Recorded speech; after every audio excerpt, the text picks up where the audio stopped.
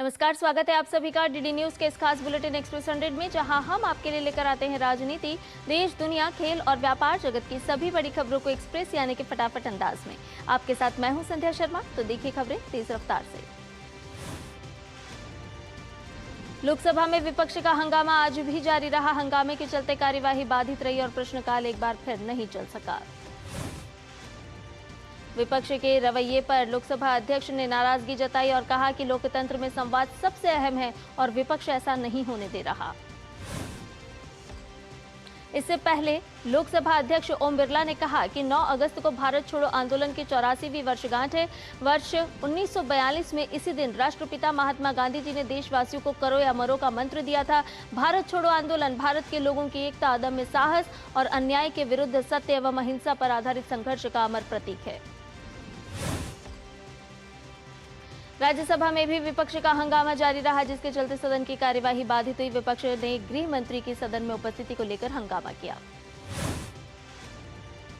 संसदीय कार्य मंत्री किरेन रिजिजू ने स्पष्ट किया कि गृह मंत्री संसद में सवेरे से देर रात तक रहते हैं। साथ ही उन्होंने ये भी स्पष्ट किया कि सदन में जो बिजनेस रहता है उसी से संबंधित मंत्री हाउस में जवाब देता है।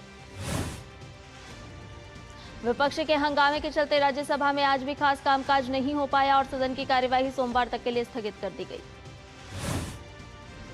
झारखंड में नौकरियों की भर्ती परीक्षाओं में कथित अनियमितताओं के विरुद्ध रांची में विरोध प्रदर्शन का 14वां दिन। 6 प्रदर्शनकारियों की भूख हड़ताल जारी। छात्र नेताओं का दावा, कल शाम तक राज्य सरकार की ओर से बातचीत का कोई निमंत्रण नहीं मिला। विरोध प्रदर्शन का असर कल झारखंड विधानसभा में भी देखा गया, जहां विपक्षी विधायकों ने मानसून सत्र के पहले दिन ही नारेबाजी की और भर्ती परीक्षाओं में अनियमितताओं की सीबीआई जांच की मांग की। आज ऑल इंडिया स्टूडेंट्स एसोसिएशन के बैनर तले विधानसभा मार्च करेगी। वहीं 10 अगस्त को विधानसभा के घेराव का ऐलान किया गया है। आंदोलनकारी छात्रों ने राज्य सरकार से बातचीत के लिए 11 सदस्यों का प्रतिनिधिमंडल बनाया। बीजेपी सांसद निशिकांत दुबे ने कहा कि पेपर लीक और भर्ती परीक्षाओं में अनियमितताओं के बारे में झारखंड सरकार 13 अगस्त तक कोई निर्णय नहीं लेती है तो वो छात्रों के साथ भूख हड़ताल में भाग लेंगे। शिक्षा मंत्री प्रहलाद जोशी ने आज ब्रिक्स देशों के शिक्षा मंत्रियों की 13वीं बैठक का नेतृत्व किया। इसका आयोजन ओडिशा के भुवनेश्वर में किया जा रहा है। इस दौरान शिक्षा क्षेत्र में आपसी सहयोग को बढ़ाने के विभिन्न पहलुओं पर चर्चा हुई। बैठक में प्रतिनिधियों ने शिक्षा के क्षेत्र में संस्थागत सहयोग, क्षमता निर्माण और ज्ञान के आदान प्रदान को मजबूत करने की प्रतिबद्धता दोहराई। साथ ही समावेशी और भविष्य के लिए तैयार शिक्षा प्रणालियों के निर्माण पर जोर दिया। ब्रिक्स बैठकों में मुख्य रूप से आरंभिक बाल्यावस्था में समुचित देखभाल और शिक्षा, कौशल विकास सहयोग बढ़ाना तथा अनुसंधान, नवाचार और स्टार्टअप को बढ़ावा देने पर विचार हो रहा है। प्रधानमंत्री नरेंद्र मोदी ने राष्ट्रीय हथकरघा दिवस पर लोगों से हथकरघा उत्पादों को बढ़ावा देने की अपील की। एक संदेश में पीएम ने लिखा कि बुनकरों और कारीगरों के कौशल, रचनात्मकता और समर्पण को भी सलाम। पीएम ने कहा कि पीढ़ियों से उन्होंने हमारी परंपराओं को संजोया और समृद्ध किया है। प्रधानमंत्री ने कहा कि सरकार हथकरघा क्षेत्र का समर्थन करना जारी रखेगी। पीएम ने हैशटैग के साथ नेशनल हैंडलूम डे का इस्तेमाल करके अपने पसंदीदा हैंडलूम प्रोडक्ट्स और GRWM वीडियो शेयर करने की अपील की है। प्रधानमंत्री नरेंद्र मोदी ने इंस्टाग्राम पर एक वीडियो संदेश में कहा कि 7 अगस्त का दिन स्वदेशी आंदोलन की ऐतिहासिक विरासत से जुड़ा है। उन्होंने याद दिलाया कि इसी दिन देश की आज़ादी के संघर्ष में स्वदेशी आंदोलन ने नई दिशा दी थी और लाखों लोगों ने विदेशी वस्तुओं के बहिष्कार तथा स्वदेशी उत्पादों को अपनाने का संकल्प लिया था। विदेश राज्य मंत्री कीर्तिवर्धन सिंह ने कोटेडी आइवर गणराज्य की विदेश राज्य मंत्री महामहिम नियाले कावा से मुलाकात की। भारत और कोटेडी आइवर के बीच लंबे समय से चले आ रहे करीबी रिश्तों को और मजबूत करने और आपसी हित के क्षेत्रों में द्विपक्षीय सहयोग बढ़ाने पर सार्थक बातचीत हुई। मुख्य चुनाव आयुक्त और इंटरनेशनल IDA के सदस्य देशों की परिषद के अध्यक्ष ज्ञानेश कुमार ने आज नई दिल्ली में भारत में मंगोलिया के राजदूत डॉक्टर उल्जित लोसानजाव से मुलाकात की। दोनों पक्षों ने IICDM 2026 में तय किए गए विजन के अनुरूप लोकतांत्रिक सहयोग को मजबूत करने की अपनी साझा प्रतिबद्धता को दोहराया। केंद्र सरकार ने सुप्रीम कोर्ट में हलफनामा दाखिल कर कहा है कि अनुसूचित जाति और अनुसूचित जनजाति के आरक्षण में क्रीमी लेयर का सिद्धांत लागू नहीं होता। केंद्र ने इस मांग वाली जनहित याचिका का विरोध करते हुए कहा कि संविधान के तहत SC/ST आरक्षण पर क्रीमी लेयर लागू करने का कोई स्पष्ट प्रावधान नहीं है।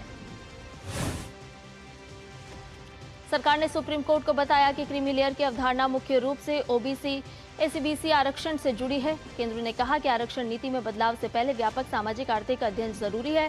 वहीं सरकार ने याचिकाओं को खारिज करने की मांग भी की। प्रधानमंत्री नरेंद्र मोदी कल आईआईटी दिल्ली के 57वें दीक्षांत समारोह में शामिल होंगे। पीएम 3000 से अधिक छात्रों को संबोधित करेंगे, जिनमें 587 पीएचडी स्कॉलर्स भी शामिल हैं। समारोह के दौरान आईआईटी दिल्ली में पीएम मोदी छात्रों को डिग्रियां प्रदान करेंगे। प्रधानमंत्री मेधावी छात्रों को संस्थान के सबसे प्रतिष्ठित सम्मान से नवाजेंगे, जिनमें presidents gold medal, directors gold medal, Shankar Dayal Sharma gold medal और परफेक्ट 10 गोल्ड मेडल शामिल हैं।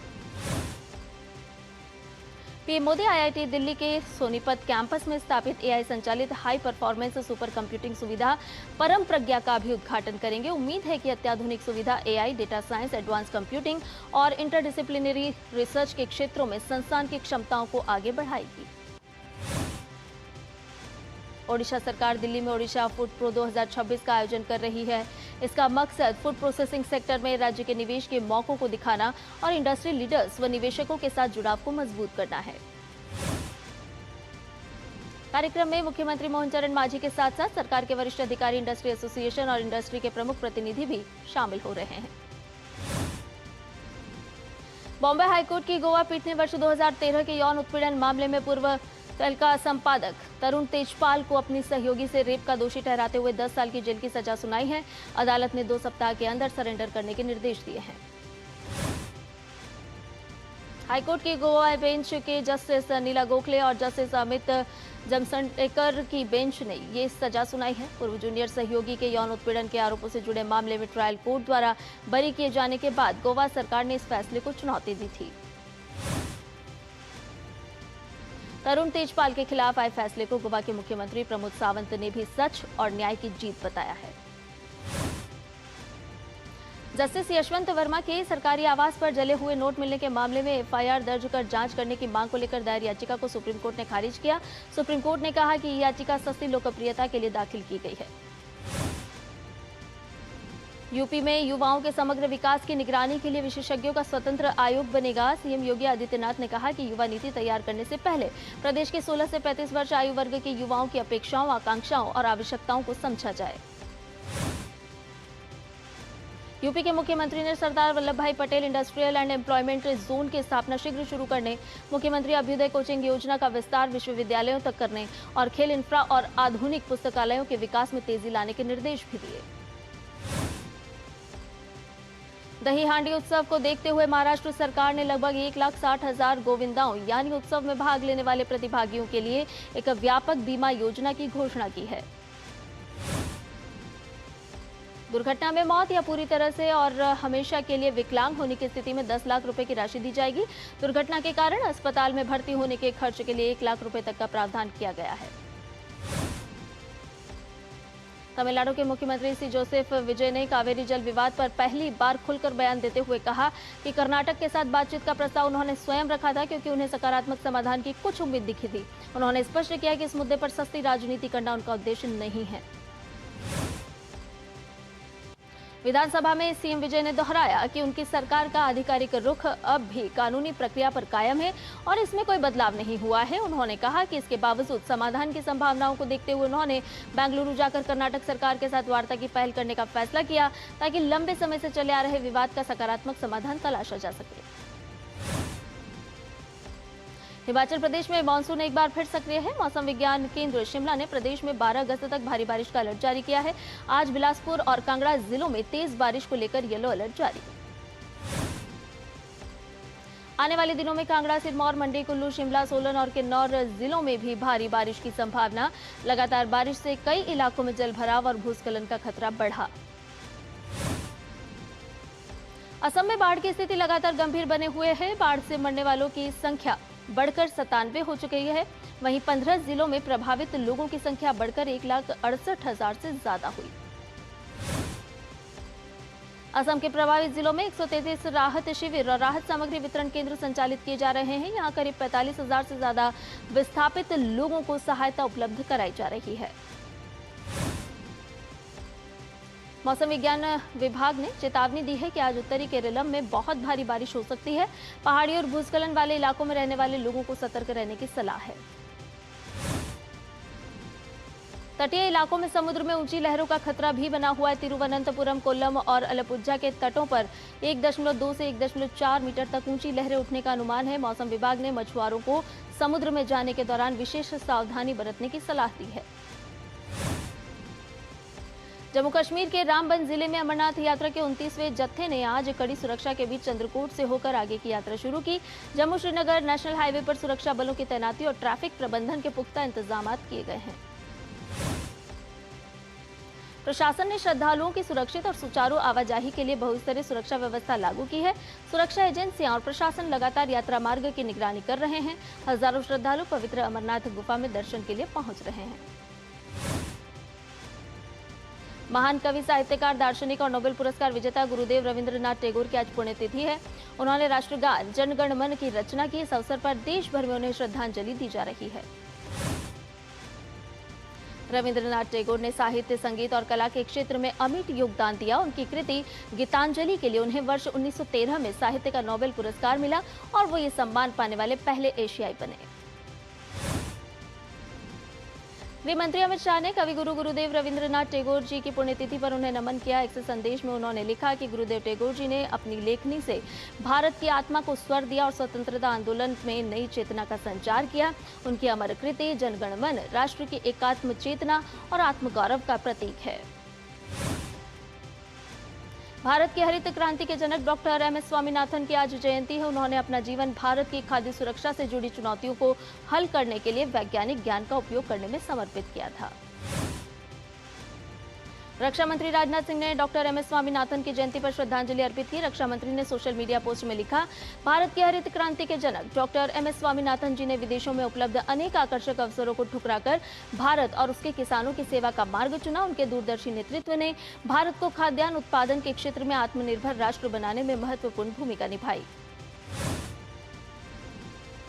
गृह मंत्री अमित शाह ने सिख धर्म के 8वें गुरु श्री गुरु हरकिशन साहिब जी के प्रकाश पर्व पर शुभकामनाएं दी। एक संदेश में उन्होंने लिखा कि बाला प्रीतम के नाम से प्रसिद्ध गुरु हरकिशन जी ने ज्ञान, करुणा और सेवा भाव से समाज को समरसता का मार्ग दिखाया। उनकी शिक्षाएं हमें सदैव जन कल्याण के मार्ग पर चलने की प्रेरणा देती रहेगी।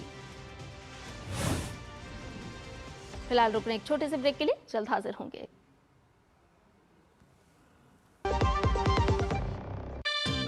खेलता है, झूलता उछलता है, दौड़ता कभी कभी दौड़ कराता है, आगे आगे बढ़ता है इंडिया, अमूल दूध पीता है इंडिया।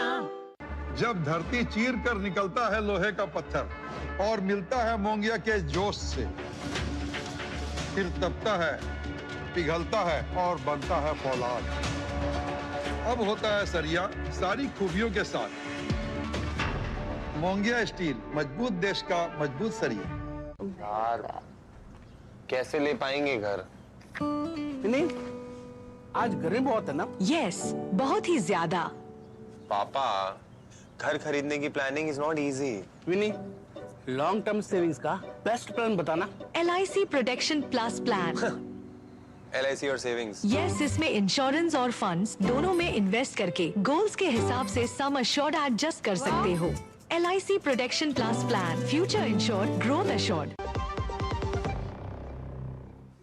ब्रेक के बाद एक्सेस संडे में आपका एक बार फिर से स्वागत है। कमजोर वैश्विक संकेतों के बीच आज भारतीय शेयर बाजार गिरावट के साथ खुला। शुरुआती कारोबार में सेंसेक्स 267 अंक और निफ्टी 34 अंक टूट गया। आज सोने और चांदी की कीमतों में जोरदार तेजी दर्ज की गई। MCX पर सोना करीब 0.5% बढ़कर 1.49 लाख रुपए प्रति 10 ग्राम, जबकि चांदी में 1.1% से अधिक की बढ़त रही। भारतीय ईवी कंपनियों ने वैश्विक स्तर पर हासिल की बड़ी उपलब्धि। टाटा मोटर्स और महिंद्रा ने ऊर्जा दक्षता के मामले में टेस्ला और BYD समेत 22 वैश्विक ऑटो कंपनियों को पीछे छोड़ा। केंद्रीय वित्त मंत्री निर्मला सीतारमण ने UPI पर शुल्क लगाए जाने के दावों को खारिज करते हुए कांग्रेस नेता जयराम रमेश पर अफवाह फैलाने का आरोप लगाया। वित्त मंत्री ने स्पष्ट किया कि एमडीआर केवल व्यापारियों पर लागू होता है, ग्राहकों पर नहीं। उन्होंने कहा कि इससे बैंक और फिनटेक कंपनियां डिजिटल भुगतान के बुनियादी ढांचे और सुरक्षा में अधिक निवेश कर सकेंगी। भारत के पहले मानव अंतरिक्ष मिशन गगनयान की तैयारियों में बड़ी सफलता मिली है। केंद्रीय मंत्री डॉक्टर जितेंद्र सिंह ने बताया कि मिशन के सभी अहम तकनीकी परीक्षण पूरे हो चुके हैं। डॉक्टर जितेंद्र सिंह ने बताया कि 2026 में व्योम मित्र के साथ पहला मानव रहित मिशन लॉन्च होगा, जिसके बाद भारत अपने पहले मानव युक्त अंतरिक्ष मिशन की ओर कदम बढ़ाएगा। केंद्रीय कैबिनेट ने असम में 8,970 करोड़ रुपए की लागत से Guwahati Tezpur 4 lane access controlled highway परियोजना को दी मंजूरी। 136 किलोमीटर लंबा ये हाईवे पूर्वोत्तर में कनेक्टिविटी को बढ़ाएगा और यात्रा समय को लगभग आधा कर देगा। परियोजना में कई पुल, फ्लाईओवर, बाईपास और तेजपुर में इमरजेंसी लैंडिंग फैसिलिटी भी बनाई जाएगी। केंद्रीय कैबिनेट ने 23,731 करोड़ रुपए की गोवर्धन योजना को दी मंजूरी। इस योजना का उद्देश्य बायोगैस उत्पादन बढ़ाना, किसानों की आय में वृद्धि करना और स्वच्छ ऊर्जा को बढ़ावा देना है। योजना के तहत सीबीजी उत्पादन बढ़ाने, निजी निवेश आकर्षित करने, बायोगैस इंफ्रास्ट्रक्चर मजबूत करने और किसानों को जैविक अपशिष्ट से अतिरिक्त आय का अवसर देने पर जोर दिया जाएगा। आरबीआई ने वित्त वर्ष 2026-27 के लिए अपर लेयर एनबीएफसी की नई सूची जारी कर दी है, जिसमें इस बार 17 कंपनी को शामिल किया गया है। दिल्ली हाईकोर्ट ने करोल बाग में नकली ब्रांडेड सामान बेचने वाले स्ट्रीट वेंडर्स के खिलाफ कार्रवाई के दिए निर्देश। अदालत ने पुलिस और एमसीडी से नो वेंडिंग जोन में वेंडिंग और नकली उत्पाद बेचने वालों पर कानून के मुताबिक कार्रवाई करने के दिए निर्देश। केंद्रीय उपभोक्ता संरक्षण प्राधिकरण ने डार्क पैटर्न्स के इस्तेमाल पर इंडिगो, ज़ेप्टो, फिजिक्स वाला, फर्स्ट क्राई और बुक माई शो समेत 9 डिजिटल प्लेटफॉर्म पर लगाया जुर्माना। सीसीपीए ने कहा कि इन कंपनियों ने ग्राहकों को गुमराह करने वाले ऑनलाइन तरीकों का इस्तेमाल किया, जिसके बाद करीब 20 लाख रुपए का जुर्माना लगाया गया। भारत में जुलाई 2026 में वाहनों की रिटेल बिक्री 25.89% बढ़कर 25.91 लाख यूनिट से अधिक रही, जो जुलाई महीने का अब तक का सर्वश्रेष्ठ प्रदर्शन है। पाडा के अनुसार दोपहिया यात्री वाहन, कमर्शियल वाहन, 3 व्हीलर और ट्रैक्टर समेत सभी श्रेणियों में रिकॉर्ड बिक्री दर्ज हुई है।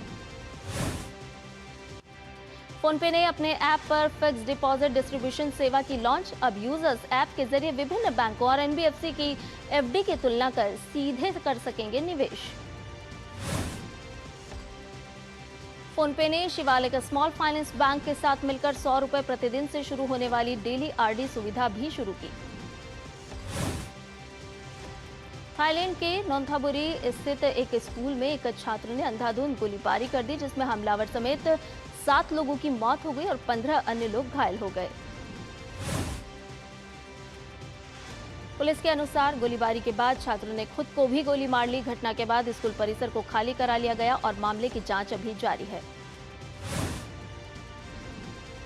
अमेरिका के राष्ट्रपति डोनाल्ड ट्रंप ने दावा किया है कि ईरान के साथ जारी संघर्ष जल्द समाप्त हो सकता है।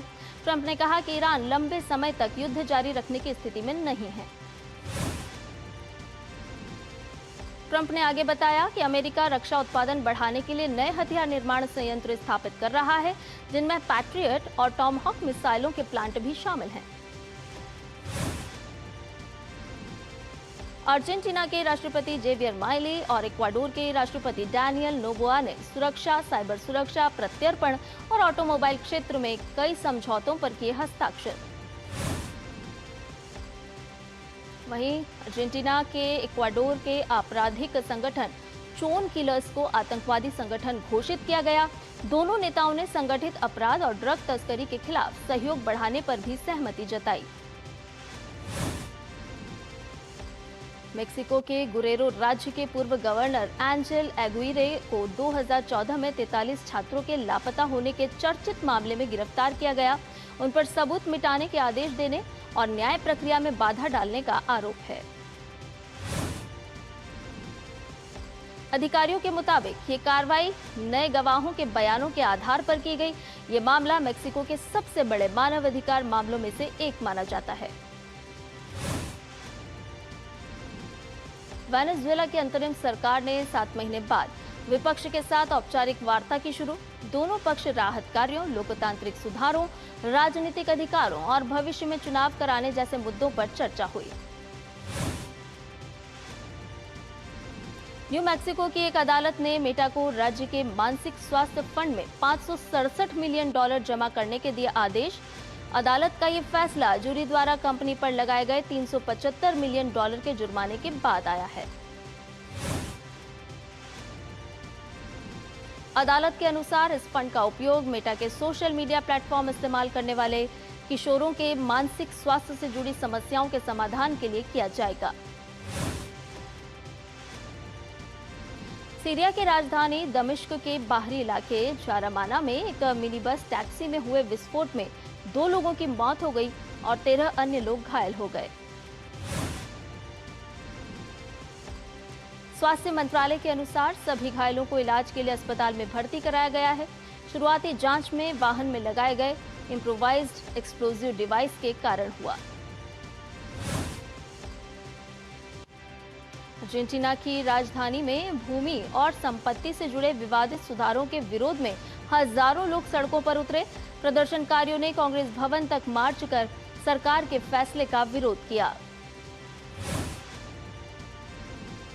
प्रदर्शन के दौरान पुलिस और प्रदर्शनकारियों के बीच तनाव बढ़ा, जिसके बाद पुलिस ने भीड़ को हटाने के लिए वाटर कैनन, आंसू गैस और रबर की गोलियों का इस्तेमाल किया। भारतीय ग्रैंडमास्टर आर प्रज्ञानंदा ने Saint Louis rapid and blitz का खिताब अपने नाम कर लिया है। जाओ खेर संदारोव के खिलाफ ड्रॉ खेलकर प्रज्ञानंदा ने एक दौर शेष रहते ही टूर्नामेंट अपने नाम कर लिया। प्रज्ञानंदा ने पूरे टूर्नामेंट में 35 में से 23 अंक हासिल किए और दूसरे स्थान पर रहे सिंदारोव से 1.5 अंक की बढ़त के साथ चैंपियन बन गए। ये प्रज्ञानंदा का पहला grand chess tour rapid and blitz खिताब है। भारतीय बैडमिंटन खिलाड़ी रक्षिता रामराज ने कोरिया ओपन के सेमीफाइनल में स्थान बना लिया है। रक्षिता ने क्वार्टर फाइनल में भारत की तन्वी शर्मा को 18-21, 21-19, 21-18 से हराया। एक अन्य क्वार्टर फाइनल में अश्मिता चालिहा ने एक बड़ा उलटफेर करते हुए सेमीफाइनल में प्रवेश कर लिया है। अश्मिता ने जापान के हिना अकेची को हराने में सफलता हासिल की। एशियाई क्रिकेट परिषद ने महिला T20 एशिया कप 2026 के कार्यक्रम की घोषणा कर दी है। ये टूर्नामेंट 28 अगस्त से 13 सितंबर तक दुबई में खेला जाएगा। सबसे सफल टीम भारत अपने अभियान की शुरुआत 30 अगस्त को थाईलैंड के खिलाफ करेगी, जबकि चिर प्रतिद्वंदी पाकिस्तान से उसका बहुप्रतीक्षित मुकाबला 5 सितंबर को होगा। क्रिकेट दक्षिण अफ्रीका ने इस साल के अंत में भारतीय महिला टीम के दक्षिण अफ्रीका दौरे के कार्यक्रम में संशोधन किया है। दोनों देशों के बीच एक टेस्ट और 3 एकदिवसीय मैच के साथ 3 T20 अंतर्राष्ट्रीय मैच को भी शामिल किया गया है।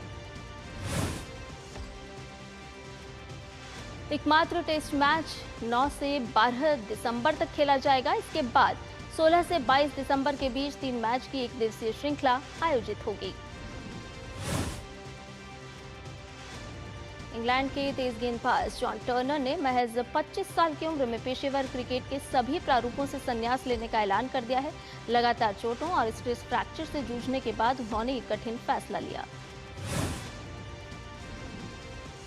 भारत के सूरज कुमार चंद ने 2026 FISU विश्व यूनिवर्सिटी स्क्वॉश चैंपियनशिप के पुरुष एकल का खिताब जीत लिया है। उन्होंने रोमांचक फाइनल में हंगरी के बेनेडिक्ट ताकाज को 3-2 से हराकर स्वर्ण पदक अपने नाम किया। ब्राजील के स्टार विंगर विनीसियस जूनियर ने Spanish football club real Madrid के साथ नया 6 साल का अनुबंध कर लिया है। इस नए करार के बाद 26 वर्षीय खिलाड़ी अब 30 जून 2032 तक रियल मैड्रिड में ही खेलते हुए नजर आएंगे। विनीसियस ने क्लब के लिए 375 मैचों में 128 गोल किए हैं। उनकी मौजूदगी में रियल मैड्रिड ने 2 चैंपियंस लीग, 3 ला लीगा और 1 कोपा डेल रे का खिताब जीता है। रियल मैड्रिड ने आइवरी कोस्ट के 19 वर्षीय युवा फॉरवर्ड यान डियोमांडे को साइन किया है। डियोमांडे अगले 7 वर्षों तक स्पेनिश क्लब का हिस्सा रहेंगे।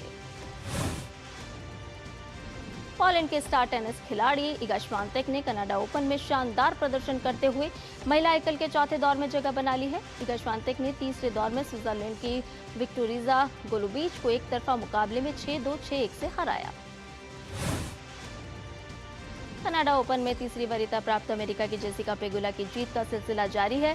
पेगुला ने तीसरे दौर में शानदार प्रदर्शन करते हुए कामिला राखिमोवा को सीधे सेटों में 6-4, 6-0 से हराकर चौथे दौर में प्रवेश कर लिया। एक्सप्रेस न्यूज में फिलहाल के लिए इतना ही। मुझे दीजिए इजाजत। नमस्कार।